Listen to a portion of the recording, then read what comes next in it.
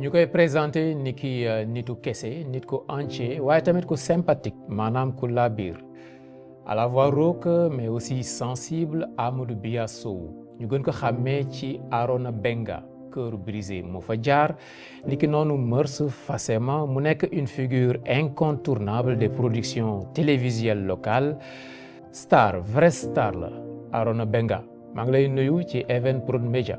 salaamaaleykum Pape Cheikh Sylla maa ngi lay nuyu di la fay di la remercier pour invitation bi di nuyu Evenprod Media Evenprod la famille Evenprod di nuyu tous mes fans tous mes supporters toute ma famille tous les gens qui sont là pour moi et qui cessent de prier pour moi. Ouais. mais ana dreadlocks yi. fu ñu jaar dreadlocks yi fan lañ jaar. dreadlocks yi mu ngi rëbës wala nga bàyyi. non waa Rufisque toog nañ ñoo. brigade Rufisque barki yàlla. ñaata at nga def pour am dreadlocks yooyu. non mais anyway loolu sax c'était mal nécessaire dama bëgg dreadlocks yi dafa ma permettre sax ma mën a jàll ci leneen quoi. mais daf la bon c'était gentle quoi gentleman et puis. jigéen ñi bëggoon nañ ko. ouais mais avec l'âge nii xam nga yenn instant dreadlocks après da lay sonal rek. Ouais. L'âge tu es de 94. Ouais. 32 ans. Ouais. mais booy nga ouais même 40 ans ngeen. mais est-ce que xam nga at bu nice la nitu àjjana yi góor yi nee nañ 33 ans la ñu am. waaw góor yëpp 33 ans la ñu am àjjana dégg naa de. mooy at bi dàq si at yi. Ouais. il faut en profiter. Ouais. tu en profites toi. Bah ouais je fais de mon max hein, je fais de mon mieux pour. Ouais je profite. oui. Ouais. benn yoon la ñu am 33 ans donc tey tu te sens comment. Je me sens prêt à l'affût. Ouais. Je me sens prêt. La vie de star c'est pas facile ok tentation yi day bari et puis da lay exposer lu la dal day mel ne bokk ak ñeneen ñi t'es plus une personne ordinaire tu as fait les choux gras des journaux est-ce que ñoom sax jox nañ la tuuti weccet jaayal nga leen de. gars yi su ma bëggoon lekk ci ñoom xaalis lekk ci ñoom xaalis ba daw mais dama am yërmande rek. waaw gars yi wax nañ de. wax nañ de ah. wax nañ ba de wax nañ lu leen saf. waaw sacrifice. yàlla baax na ni la waroon demee rek yàlla moo ko tuddee noonu c'était un mal nécessaire. waaw mais loolu booleeg drogue. Bah écoute il faut d'abord savoir que je suis dama génn récemment dossier bi c'est toujours en procès man maa génn parce que genre je n'ai rien à voir là-dedans histoire bi sama tur rek moo ma tooñ tu vois dama demoon seet samay xarit police ñëw fa def fa descente fekk fa lu ñu fa waroon fekk mais après bon ñu def seen enquête gis ni que man franchement que man je n'ai rien à voir là-dedans bon instant bi ñu ngi nekk ci procès man maa génn dañu war a dem procès après ñu door a mën a wax ci sujet bi quoi tu vois. Ah, okay, mais naa dalal xelu ñëpp nag ni sama yoon nekku ci sama tur moo ma tooñ rek voilà. tu fumes. Je fumais mais cigarette ouais. cigarette. Ouais. Ouais. musoo laal drogue. affaire jeunesse la quoi. ñam tuuti vibe yooyu. ouais. lan ngay laal ba léegi. non ba léegi fan boo ma xoolee sax xam ni man mooy loolu c'est juste benn du ñàkk yenn saa nit nga am benn jaar-jaar tu vois et dafa am benn jour ma nekk ci prison am kenn ku ma wax benn wax bu am solo mu ne ma n'aie pas honte quoi mu ne ma n'aie pas honte de dire que franchement t'as touché à ça parce que da ngay jàngalaate mu ne ma toi t'as un rôle d'enseignant mu ne ma enseignant bu ñuy fay ak kii nekk université di jàngale yéen ñaar yéen a bokk mu ne yow société ngay yar te yow société booy yar moo gën a ngande di ngay yar moo ëpp mu ne kon boog n'aie pas honte dis la vérité quoi. Moi, ça m'a fait travailler. Je me suis dit, comment je vais pouvoir me dire que oui, même si c'était pas beaucoup, je me dis, mais je vais être sincère et honnête. Comme ça, si je peux sauver des vies, je vais le faire. J'ai touché. Je regrette. Mais les moments où comment dégueule de c'est difficile d'être oui soi-même benn nit comme nit yëpp malgré nga nekk benn star du petit écran. yombul de ah. Il faut comprendre que man déjà man du gars yi naan star et tout ça man dunduma loolu man je suis quelqu'un je suis terre à terre après nag dëgg na nit ñi ñoo lay jël teg la ci benn piédestal mais moi je me dis que la vie elle mérite d'être vécue donc plus muy gën a oyof plus muy gën a neex quoi donc bu amee yenn paramètres yu ñëw en compte c'est vrai que ça va tendre à rendre les choses un peu plus compliquées mais man je préfère simplifier les choses quoi. Ouais. star bi dund nga ko ba ci waa brigade de Rufisque bi ñu lay jël si ñu ñëw ñu xam ne yow la. Ouais, contact bi nu mu demee woon. C'était terrible. Imagine man à la base je vais voir sama ñëw seet sama xarit ñëw këram ma ñëw tàkk toog tuuti même pas quelque temps ci buntu yi pom c'est la police te mu ne la police mu tourné xool sama waa ji xam nga man pour moi ay kaf la quoi c'est la police kenn jóg leen def leen moi j'ai rien compris après nag ci noonu gars yi jël ma isolé ma teg ko à côté yenn policiers yi na ma gën yow xanaa xam nga fii ma ne leen qu'est-ce qui se passe ñu ne ma en fait kii depuis longtemps ñu ngi koy jéem ñu ngi koy traqué quoi ñu ngi koy topp et tout ça xam nga ne naa mën a may yow waroo fi sax teg sa tànk yow personnalité publique nga lii nii da indi bruit xam nga nan lii nii naan wax ak man nice quoi ils m'ont parlé tranquillement parce que souvent noonu lay demee dañ lay xaw a protégé waaw mais après man je leur ai dit que man franchement cooli fu mu dem na dema man parce que je n'ai rien à me reprocher quoi dëgg la sama kër xarit laa ñëw et tout ça mais voilà je suis clean ñu wax ma ne leen oui man ça m'arrivait de consommer mais maintenant je suis plus dans ça et non d'accord anyway bon on est parti c'est quand on est parti ci police bi c'était un samedi dimanche lundi man lu ma nekk ci police bi woo ma sama waa gaale woo ma kenn gars yi bëri ci sama famille yëpp ci kii lañ koy yëgee ci site yi lañ koy yëgee woo ma kenn parce que man dans ma tête j'avais un problème quoi comment je vais faire ak nit ñi nga xam ne dañu ma bëgg nit ñi nga xamante ni genre xam naa dinaa bett ñu bëri quoi parce que duñu ma foogee fii nii tu vois et là je me suis senti très petit je me dis gars gros comme que egg nañ fii bon il faudra assumer quoi et en plus quelque part bu ma defee sama procès verbal et tout ça gars yi quand ils m'ont dit que tu vois finalement il faut que tu partes di ngeen nu mu deedee di nga dem Rebeuss def ay quelques jours wala quelques mois mais gars jël leen ma ngeen yóbbu ma parce que ça je le mérite quoi franchement je voulais même partir ouais parce que dama dem benn instant fi ma tolloon j'avais plus besoin de me retrouver jooy non musuma jooy affaire bu grave la tegal ak nee nañ yow sa maam moo la yar et puis yaay may ma ñeex nga ne jooyoo gars yi dañuy wax lu leen neex rek gars yi gis nga bu ñu ma jëlee teg ma gars bu sensible yambar boobu noonu affaire bi ay la may def baa gën a woo xool kii woo xool mais yàlla baax na gis nga bi ma demee ci prison bi avant ci yoon bi maa doon sama mbir bopp ma ne fii dama fi jooy du ma def dara lu lekk jaamu yàlla toppatoo sama bopp parce que xam naa ni je n'ai rien à faire ici yàlla moom fi dugal te lu mu yàgg dinaa génn parce que dëgg bi mooy genre problème bi sama yoon nekku ci sama tur moom tooñ quoi c'est tout. fekk fa ay jaloux wala ay fan ñan nga fa fekk.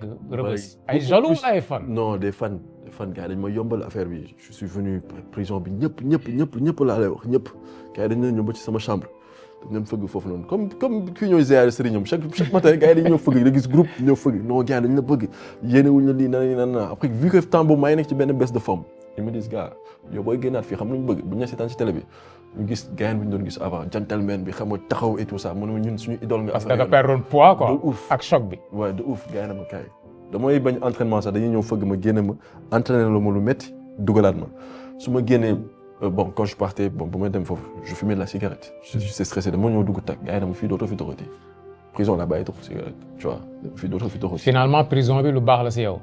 c'est un mal nécessaire lu bëri daf ko defar ci man. lu bëri daf ko defal ci man franchement. nañ seetaan benn extrait pour xool say disons c'est très caractéristique ci biir film yi parce que da ngay ndur ko timide mais booy jouer rôle da nga koy jouer pleinement. loolu fu mu la jëlee foo ko jëlee. oui en fait à la base ce côté artistique. il faut comprendre man sama maam bu góor bi ma yar c'est un artiste sama maam bu góor mbalakat la quoi. bu ma génnee prison rek yàggul dara je parlais avec sama benn bàjjen ñuy wax téléphone. ma naan ko man li ma gën a marqué mooy sama maam bu góor Babou mu ne kooku mun na day ñëw mën a dugg ci façon personnage bu nekk day jël voix bi def ko nii yëkkati ko wàññiwaat ko def nii dafa mën a mbalak quoi donc ci loolu laa màggee ak sama maam quoi tu vois xam naa ne ci moom laa jëlee loolu franchement. ci moom laa jëlee loolu yaa. Arona Benga a de l'humour naturellement quoi. waaw man déggoo ma leen moi je suis un bon vivant. ok bon vivant waaw la vie. et tu es un viveur aussi hein. un bon vivant. ñu seetaan kon yow ak Aïda ci Fassema.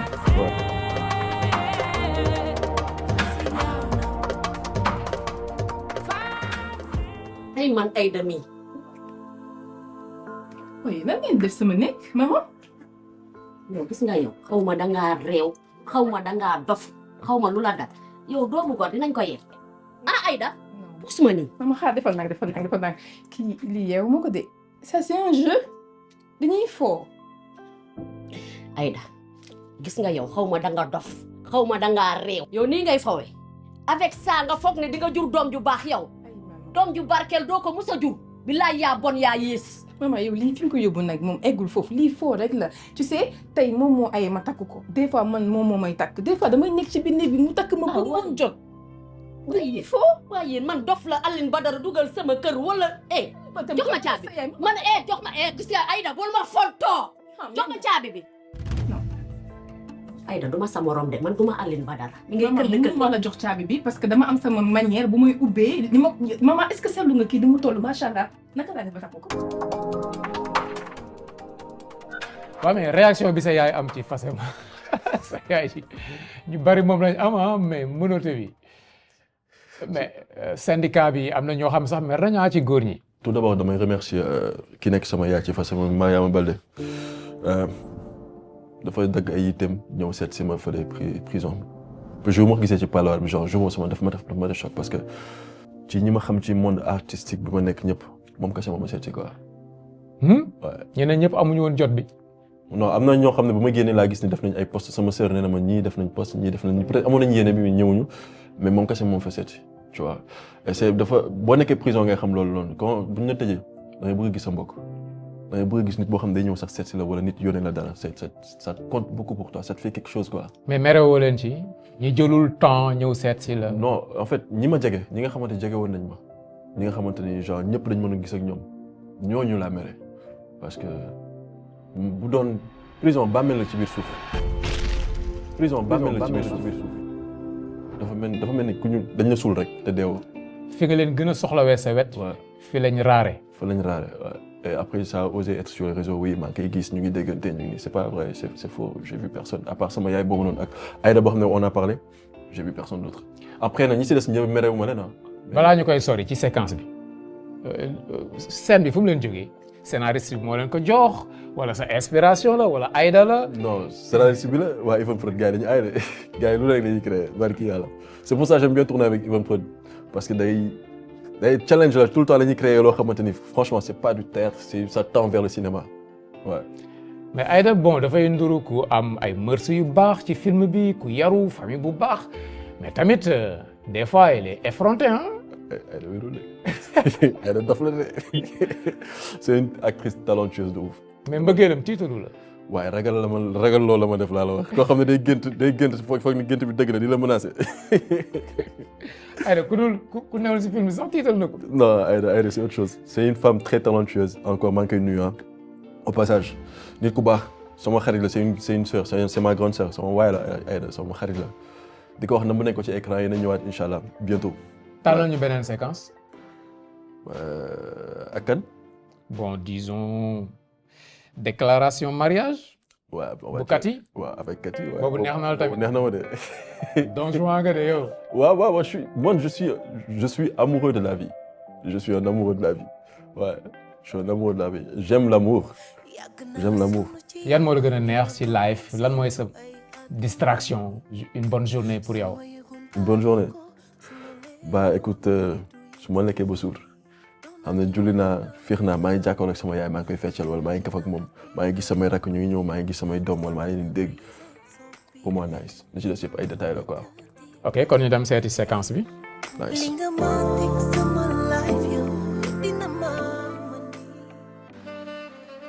T'as vu la déco?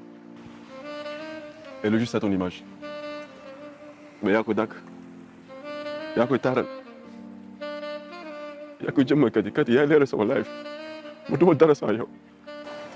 Laisse-moi juste lire un poème aujourd'hui. Tu aimes bien les femmes hein? Ah jamono ji bu ñu toll nii boo déggee góor bu la nee j'aime bien les femmes non tàcc ko waa foofu moo gën a dal xel man une phrase que je pourrais jamais conjuguer au passé. J'aime les femmes. Ok. Situation matrimoniale? Divorcé, père de 2 enfants. Ok. Bon pourtant da ngay nduru góor gu mën a toppatoo jigéen ak yu mel noonu. Divorce teelul ci yow.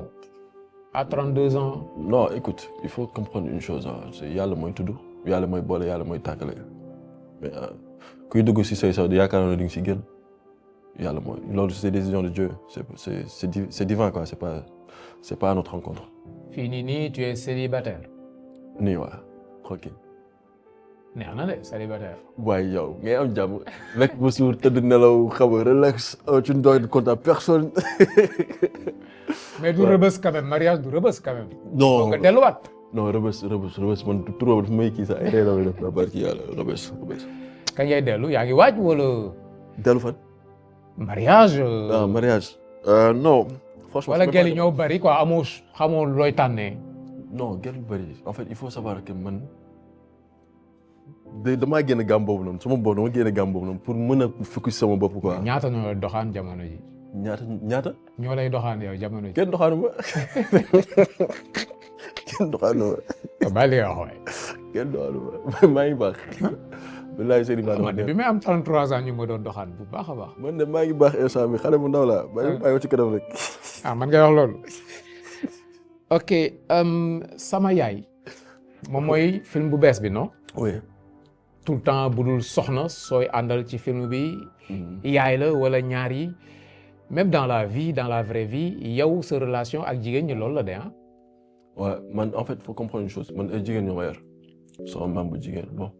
sama maam bu góor sama maam bu jigéen sama bàjjen samay yaay samay tante toujours jigéen ñi dañu bokk sama vie quoi jigéen dañu bokk sama vie sama yaay doomam yi sax ay jigéen ñoo ci ëpp donc ça a toujours été comme ça donc ça fait que normalement dafa am benn affaire boo xam ne dañ la koy inculquer ay valeurs yoo xamante ni dañ la koy inculquer et peut-être c'est de là que vient la sensibilité dont on parle pourtant je trouve pas que je suis sensible mais juste que je prête beaucoup plus attention aux émotions et aux sentiments des autres ci foofu laa ko jëlee quoi.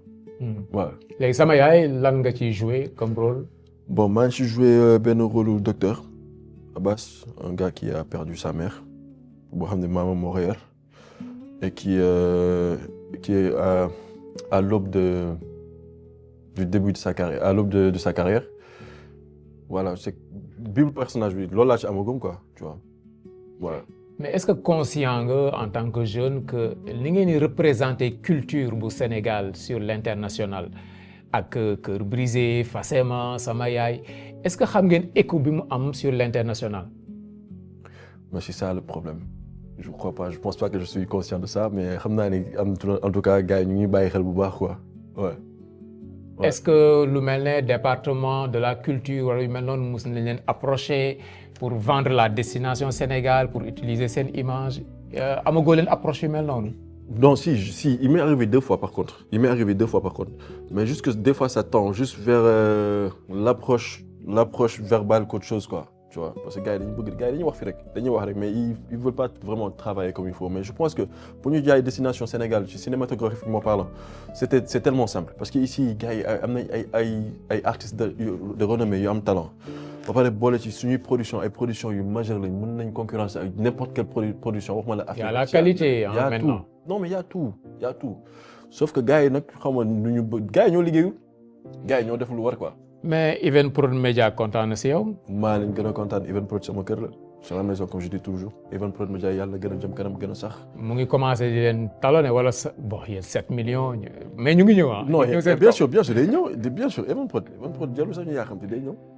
ok Evenprod Média dans la vie de tous les jours booy dem ci station bi di jënd carburant wala ci grande surface bi. Quoi, ça a beaucoup changé ta vie maintenant tu vis ça comment parce que sénégalais bi souvent du def distinction bi entre l'acteur et la personne. non il faut être à leur niveau rek xam nga comme je dis rek man je vis des choses tranquillement quoi du dara lu ma loo xam ne daf may dépasser amul dara lu may dépasser franchement je vis ça tranquillement nit ki lu mu ñëwee ak man moom laay ñëwee ak moom et voilà quoi la vie continue voilà. La vie continue mais ñu ngi lay sant. maa ngi leen di delloo sant bu baax. di kontaan bon dama jàppoon ne tu étais un peu plus timide que ça mais vrai artiste nga. non carrément la sama timidité xam nga fan la su ma dégg waaye dëgg la ñu bëri dañu ma naan mais la moo tax doo sigg xool nit ñi ci bët. waaye yaa quand je joue que je regarde les gens de. sama benn grand nee na ma foo fekk góor guy wax di sëgg wala di raay dox bi rek. bandi la en quelque sorte. bandi non. au sens innocent du terme. waaw xam naa fi ngay waxee. dégg nga fi may waxee. waaw dégg naa la maa ngi cool de nii la ma yàlla bindee. jaajëf kon rendez-vous dans sama yaay.